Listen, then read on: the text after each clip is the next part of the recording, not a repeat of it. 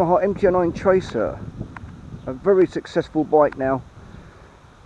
It's the, as in the previous video, described it as the uncle of the MT family. Yamaha have already had fantastic success with the MT-07, which is a fantastic little bike. You may have seen a review a bit earlier this month I made of it. This one's based on the MT-09, the Big Daddy.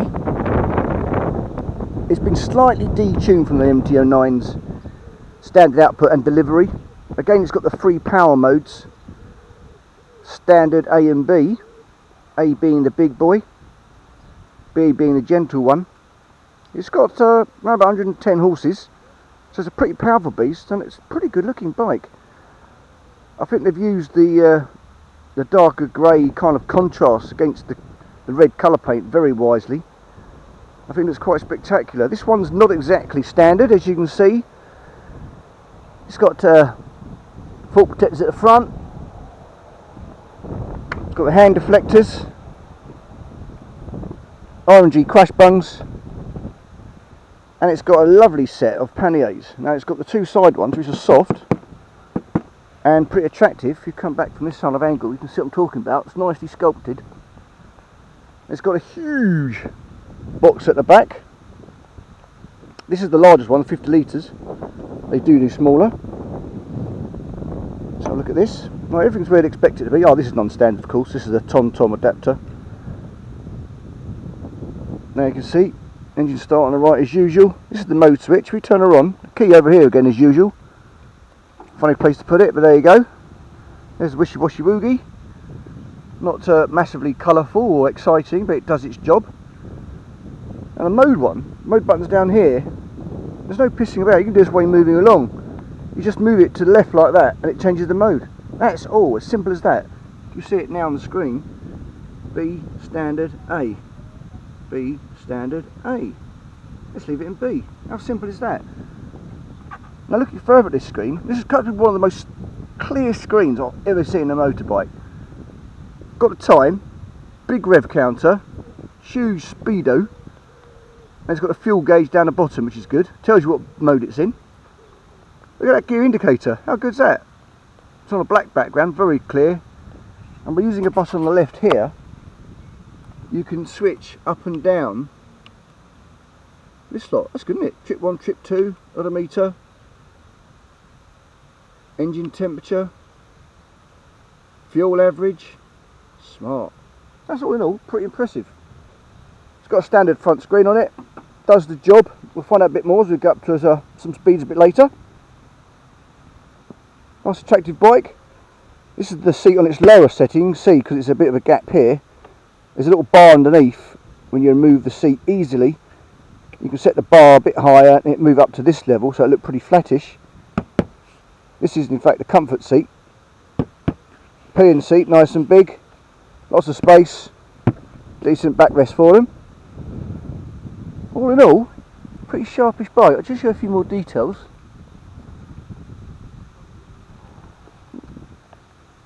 Not too shabby, is it? Not too shabby. Obviously, twin ABS discs at the front. The ABS model is a little bit more than the non-ABS. The Tracer. Interesting name, that. Interesting name. There you go. That little exhaust there. As you'll find out, the exhaust isn't the loudest. If you're going to have this bike for a long time, then maybe change it to Aerodynamic or something similar. Let's start her up. I haven't got to pull the clutch in, just got to press the button. There it goes. It's not massively loud, but does the job. And if you're touring, of course, you don't necessarily want something really loud, do you? Because it's going to get on your tits on a long journey on the motorway. So there you go. All in all, nice bike. So let's take it out on the road. Let's just do a quick nod to roadtrip.uk, who've again lent me one of their bicycles for a road test, which is very nice of them. I'm very keen to go back with the MT-09 Tracer. It was in fact one of the earliest videos I ever did. It was incredibly windy, microphone setup was crap, and not many people could hear what I was saying. So I'll be keen to go on it a second time. Plus I know a lot more about motorcycles and what I particularly like. It's still a windy day, as you can probably hear now. But let's take it out and see what we think of it. Second time round. Of course, the good thing about hiring a bicycle, which I will mention, is if you think about getting a bike, don't take it out for 30 minutes like I'm about to do. Hire it for a day or a weekend, get to know it, so you've actually got a much better idea of what the bike is like and whether it suits you. That makes a lot of sense to me. I spend 9 to 15 grand or something on a motorbike, have it a couple of months, you realise actually you don't really like it. Take the effort, hire a bike for a day or a weekend. Need any advice on that, just contact the roadtrip.uk guys. I'll put a link down on the description. Okay, let's go. Let's have a little ride on this bike, shall we? Oh, I've got to point out that it's got a centre stand. But I love those. I hate walking away from my bike, seeing it leaned over. It looks so fragile. Looks like you could fart and it'll fall over. Centre stand's a much better idea. It also means you can lube the chain properly and perform other modifications to your rear end. Right, let's get back onto the bike, dodging any dog shit. Of course, the good thing about parking in a park like this is it's a nice place to put the bike. The bad side is I'm having to skip and dance my way around a load of fucking dog shit like Mission Impossible. Imagine taking the bike back to road trip. Sorry guys, great bike, but fucking smells of dog shit, man. Right, oh, okay. Oh, was it? Oh, that's better.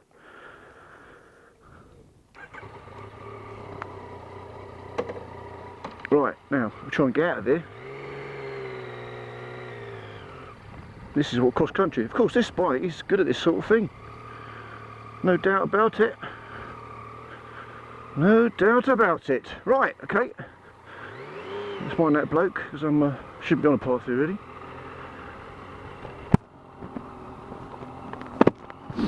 Okay, we're off, ski. Right, first impressions. You're sitting up very high. I've not felt as tall as this in a motorbike since the Honda Cross Tourer. 1200cc horse beastie from Honda. The seat is high, it's on its lowest setting, and I'm still on the. I sat on the balls of my feet, not tiptoes, but my heels can't touch the ground. About an inch short. I'm about 5'9.5", 5'10", with 30-inch inside leg, and it is a smidge of a struggle. When you come to a stop, you just have to think a little bit more about making sure you put your foot down. Don't do so on a camber. Right, so, pulling away, fantastic. Very similar to the MT-07. The clutch lever is very light. It's got a little bit of bite on it, so you know you're kind of pulling in. It's not super loose like I found in the Aprilia. The seat is comfy, and not only that, it's flat. Now that might sound a bit weird, but what it actually means is you can sit forward or sit back as you wish for your own comfort in relation to the handlebars. So I can sit back like this, I can sit forward like this, and what it doesn't do, like most bikes which are slanted, is you end up just sliding down to the tank anyway. So this one, you can get into the comfortable position that you want to get into. You're not forced to by the ergonomics of the actual bike. That's a good thing. Well, that speedo and rev counter and gear indicator is really, really clear. Fantastic. What I'll do, I'll take some twisties, take it a bit of a longer, faster run. Because at the end of the day, this bike is probably not for your small little urban manoeuvres, but actually, a bit naughty, isn't it? What's the point of that? I took one car. Oh dear. Well, I'm not Lewis Hamilton. Looks like a street over there. Street triple. Right, over the roundabouty. Ding ding. Or a rotary, as they call them in America. Although finding a roundabout in America is probably a little bit tough. There we go. Right, the gears. They've got a nice reassuring slight clunk. It's not a heavy clunk where you look around and people kind of look around at you, hear this great big clunk from a motorcycle. It's a bit embarrassing, but this is actually just a clunk you can feel with your foot and a little bit of vibration. Lets you know you've changed gear successfully. I quite like that actually. It's not wishy-washy. There's a definite engagement of the gear. And combined with the lightness of that clutch lever, changing gears is a delight, actually. It almost couldn't be better, actually, now I think about it. I mean, for me the clutch lever's out a bit, but I've got small hands, and just one of the first things you do is change the clutch lever to one that's adjustable if you've got a hand size problem. Other impressions are, I feel really relaxed. It promotes a decent back position. My elbows are quite relaxed, so I wouldn't expect to have any stress on my hands at all on a short, medium, or indeed a long journey. This is about the first bend I'm going to. It's quite a tight off-camber bend. That wasn't too bad. Wasn't too bad. Right, I'm in the lowest mode of all. And the lowest mode to me feels like MT-07 sort of power. In fact, it probably has got more power than MT-07, but it is a bit heavier. Now, if you want to compare this to the MT-07, well, okay, it's the older big brother, daddy, uncle bastard, but it's not that similar. Because it's heavier and bigger and more powerful, it seems more refined, and it isn't so abrupt on its acceleration. Then again, I'm in the lowest mode, so we change, that might all change.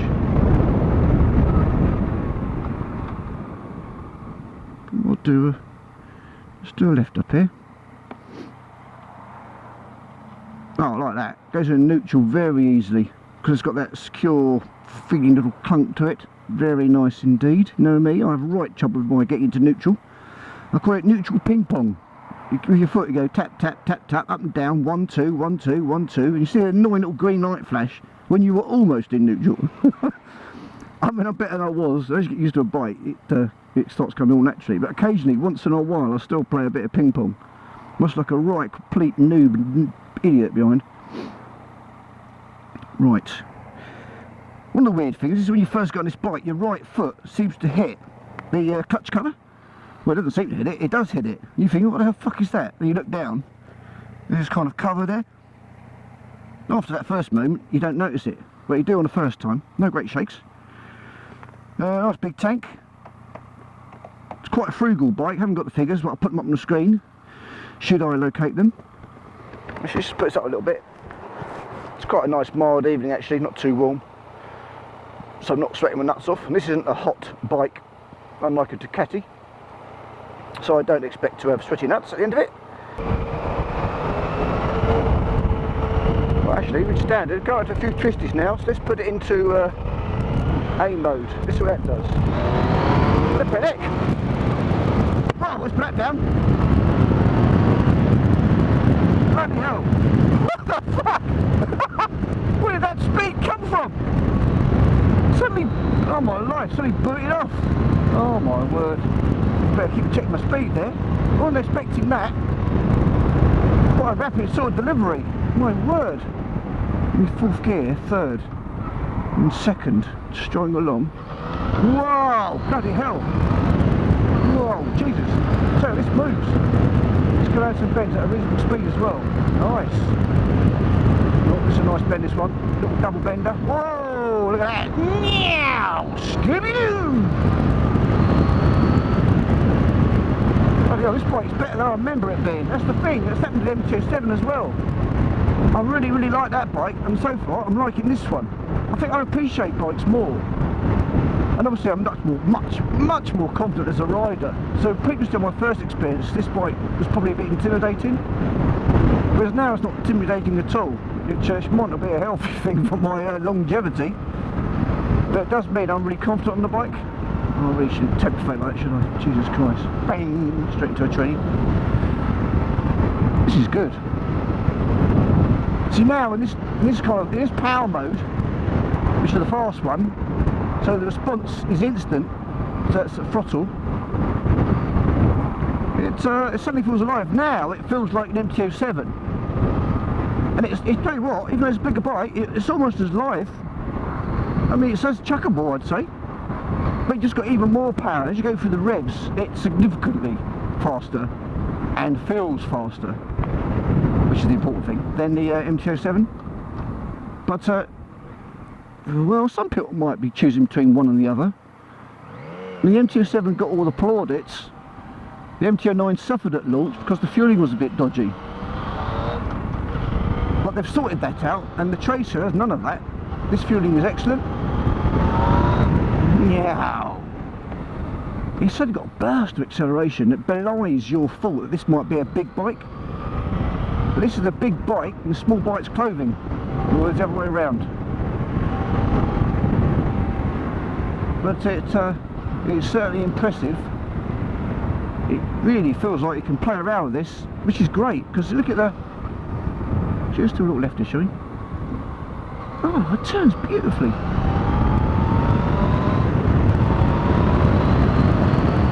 I'll tell you what. Think about, oh, it's getting a bit loud here. Wait, windy. Oh my god. Jesus Christ. I just realised how fast I was going. Hot diggity damn! Well, this is going to have all the power we're going to need. The way I see it now, this bike can be for fun. And then again, it can be for touring. There's fantastic panniers on the box, which is supplied with the bike by the guys at Road Check if you wanted to hire it. If you bought the bike, it's about an 8.5 grand bike, and obviously the panniers top and the side panniers will add significantly to that. But well worth it, because it turns from a fun weekend blast bike into a very usable tourer, and in the middle of all that, of course, it'd be a fantastic commuting bike. Horse up ahead, sauce up ahead. Just take the gears down, don't scare the boogie out of it. Have a horse hoof dent in the tank. Imagine explaining that. There was this horse, right, and well, it kicked up and it left a hole in the tank. Yeah! I mean, if I didn't have that on video, no one would bloody believe that, would they? Oh dear. We take two shorts company. I mean, I've heard some fast ones, but... Let it clear to go, let it clear to go. I'm doing a bit of high speed one here. That wind deflector, it's pretty good. It takes it off my chest, it's kind of hitting my sort of neck area. I'm not 100% sure if it's adjustable. Come on, look at it. Keeping one eye on there. Oh, go on, what the fuck are we doing? Bloody take through there, sideways. Fucking arse, right. 7.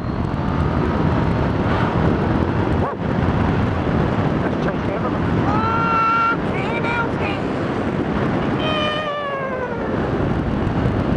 Wow. Damn, it's windy. Well, this is with the wind. This last month has been horrific.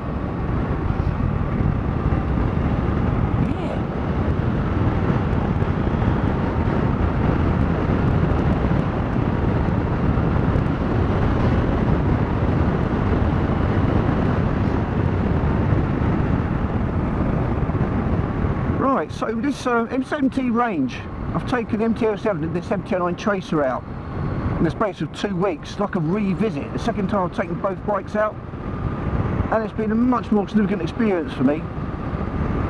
Both of them feel really alive as compared to other bikes I've ridden. These really are excellent bikes. When you think that they're relatively cheap to the market competitors, they become a little bit of a bargain. Like anything, I'd say if you're in the market for a mid-naked and the MT-07 coming into that, go and check the others out. I mean, by all means, check the Street Chickle, which is meant to be kind of, you know, the big boy in that marketplace. And if you're looking at a Tiger or some other kind of 800 to 1 litre touring bike, or even the VFR 800, then try this one out as well, the Tracer. It does everything. It does everything pretty well. So it's really going to come down to how you feel on it. I think it's a given that it's going to do everything well for anybody. It's going to be comfortable for anybody. So it's just about really how you feel on a bike. Now, to me, that's what a bike purchase really comes down to. As long as it ticks several of the other boxes. And this will always tick those boxes because it does everything well. And on its price. Yeah, this is going to punch properly with bikes 2 or 3 grand more expensive, and when you ride them back to back, you'll suddenly realise, do I really want to pay a few grand more, maybe just for the name? This is a good looking bike as well, isn't it? It's by far not an unattractive bike. Looks always subjective, of course, but it's a nice bike. Right, I will make my way through some twisties, so you see how it performs dynamically. Because I do believe this is a bike that is going to be fun to ride when you want to just take it out, a bit of a laugh, take the panniers off, have a bit of a blast up, a bit of a tear up, go and meet your mates. So interesting to see how that goes. I can already tell it's got huge power and it's going to be fine on motorways and dual carriageways. It's that little clunk as you go down the gears and up the gears, but quite reassuring, not too heavy. Just lets you know, yes Aid, you are in gear. No need to force the bloody issue, mate. Cha-ching. Yeah. I think I'll leave it in this mode. This is fun. I quite like this responsive nature. Don't forget MT-07, Christ, as I say it, I'm not actually sure, it doesn't have modes. Now, why would it? It hasn't really got the power to worry, is it? So this bike is most like the MT-07 in its kind of way, it kind of like that from the off, straight after the input, in its highest, its fastest mode, the A mode. When you put it into its standard or the B mode, the bike becomes quite lethargic. I mean, great for touring, not bad for commuting, but obviously a lot less fun, but at least you've got that option. That's what I like about it. I am a believer in these modes. I mean, some of the modes can save your life because it stops you putting fast input into a bend when it might be damp. So I think they're very wise just for that. And sometimes you're just not in the mood, are you, to have a kind of jerky, full throttle, super responsive ride. You just want a bit of a mellow, chill out ride. That's fair enough. So I took that bend in a low gear, but it's got the torque. In fact, I took that roundabout, I just did it in fourth. Good grief. I had the torque not to even start chugging the engine, just pulled away nicely. That's quite surprising. Just shows it's got torque in all places. There's no kind of second injection of power. It picks up speed right from low down like the MT-07 and just keeps going. There's no extra rush, it just keeps going at that sort of pace until you think, fucking hell, I better change gear or I better put the brakes on. Yeah, pretty damn good. So what do I like about this bike? Well, I like the fact that with the panniers it becomes a tourer. It's certainly comfortable enough to be a tourer, and you can put a pillion on the back no problem. That is a great deal to like about this bike. Not every bike can achieve that, of course, certainly not the same sort of comfort. I like the looks, I think it looks good. I mean, it looks great in this colour, which I think possibly is the most popular colour. I like the positioning. My back's not suffering at all, and I've got a dodgy back. I like the fact I feel relaxed on it. I like the fact you can sit pretty much where you want on the flat seat and have the position that suits you. You don't slide around on the seat. It's got enough friction there to keep you there. That's pretty good. I like the functionality of the binnacle, instrument binnacle in front. I like the functionality and the clarity. I don't like the look of it. I think it looks a bit fucking ugly, to be honest. However, functionality wise, it's spot on. So that's pretty good. Now, what else do I like? Well, obviously you've got the flat handlebars, which promotes the upright position and comfort. What up? I like that. I like the delivery. There's not enough power there to scare you. Well, it might do for a beginner rider to get used to it, but it's so easy to ride. I don't think it would scare you. I think once you've had a few bursts on the power of the top end, you'll go, yeah, it's there if I need it. But you probably keep it, you know, in the 6 to 9 rev range normally. Just have a burst of power and you want a bit of excitement, it's fair enough. Like the steering, like the way it moves. For what you think is a big bike, it moves like a small bike. That's a compliment. There's a bit of a bump here. Let's go over that bump here, look. Bloody hell, didn't even notice that bump then. You've got the suspension spot on. It's realistic for the road. You know, it's not meant to go on a track. And it's not built for super smooth European roads either. This is very good on UK roads. Yeah, pretty cool, isn't it? Well, in the ideal world, I think I'd like it to be a little bit lower. I think you will struggle with this even putting it down as low as possible if you're particularly short. Now if you're short or you're weak, this bike isn't a great problem. I found manoeuvring it about and generally wheeling it about when you come to a stop and putting it up to its stand actually was pretty easy. So from a power and build point of view, this bike's fine. I think just if generally just short, you might struggle a little bit. I'd say go down to the Yamaha dealer, just sit on it, give a little test and see what they think. I know you can get a lower seat in principle. You have that seat in to its lower position, but I think you can also do something itself and you have a lower seat as well. So you might be able to get an inch or two lower on it anyway. I don't know for sure, it's best to find it out. It'd be a shame if that was the one thing that stopped you buying it, if you're a shorter person.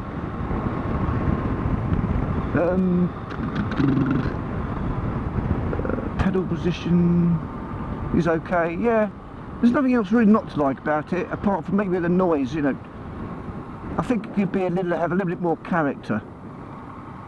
Again, that's a personal thing. I think if you're going to use this for commuting, it might be nice to have it, because cars are here and it's a safety feature. If you're going to use it primarily for touring, then nah, just leave it as it is. Don't say it too loud. But I think the end can would be a modification that many might make, give it a bit more character. Might make it a smidgy bit lighter. Although as you saw, it's only a small exhaust anyway, so it'll probably have a negligible effect. Dee dee dee dee dee dee, la da da da dee. I'm riding a tracer, and it's good for me. We're now at the twisties on this motorbike. This is your friend Adi. Let's see what it's like. Yeah, one thing, you have to concentrate more when it's on this A mode, because it's kind of a little bit snatchy and responsive. So you have to concentrate a little bit more. So that's one reason why you might keep it in the standard mode, the mid mode, for general riding.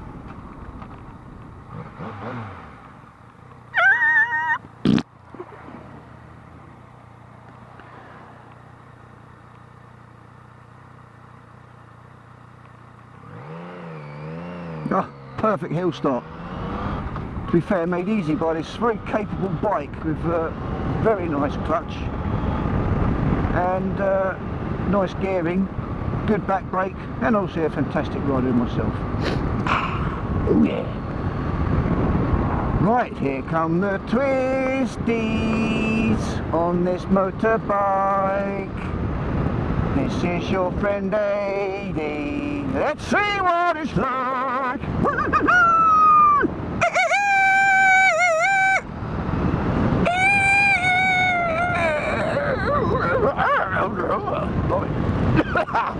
Christ.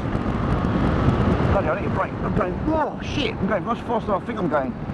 It's tipped to this bike, but I'll tell you what though, it's done off going around the bends well, don't it? Look at this, look. I'm going to have a knee down then. Way!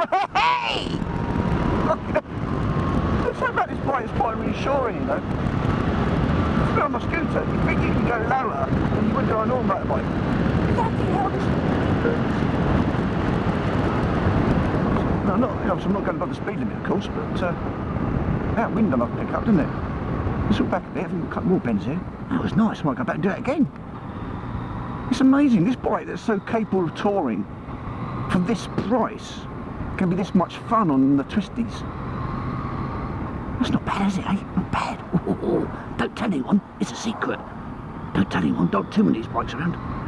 Especially if I get one. Let's have it.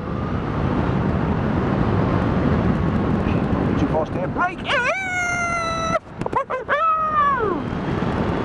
Whoa, look at that! Ning, ning, ning, ning, ning, ning, ning. I tell you what, I could do a lot faster than that. This bike needs to go.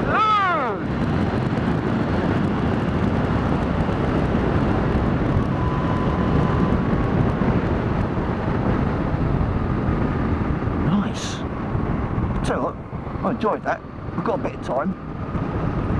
Road trip guys are very generous in their time allocation. So let's do that again, shall we? Out these fucking cages in the way. Yeah, look, missed out on 2 bends now. I didn't realise there's more bends here. It's a nice road, isn't it? Whoa, that was off camber. Definitely felt the balance of the bike change. No problem, no problem. Right, what's going on down there? Oh, bloody hell. If I'm going to come back this way, flipping bicycles, aren't there? I want to do it again.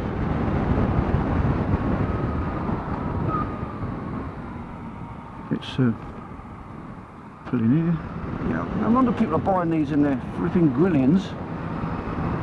It's difficult to fault these bikes, the MT-07, MT-09 and Tracer. They seem to be such good value. And I'm not hearing much reports in the way of any fragile shortcomings. So they're going to be pretty robust. You know, these bikes are going to last for donkey's years. I mean, already almost attaining classic status, and another 10 years, pretty much cheaper. I think you'll see a hell of a lot of these bikes still going around.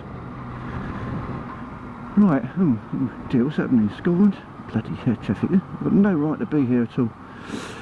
I'll probably sign off here. So this was aid@whichbike.com, out on the old roadtrip.uk's Yamaha MT-09 Tracer. It's been a good trip. Again, a bit of an eye-opener. I've learned a lot more on my second ride on this bike. Enough to make it a contender for my money if I go down the route of getting a Tourer as opposed to... Hold on a second. What? Christ, what was I saying? Yeah, it's a good bike. So I'll sign off there. This is aid@whichbike.com. Don't forget to like, subscribe, and I'll see you soon. Cheers, take care.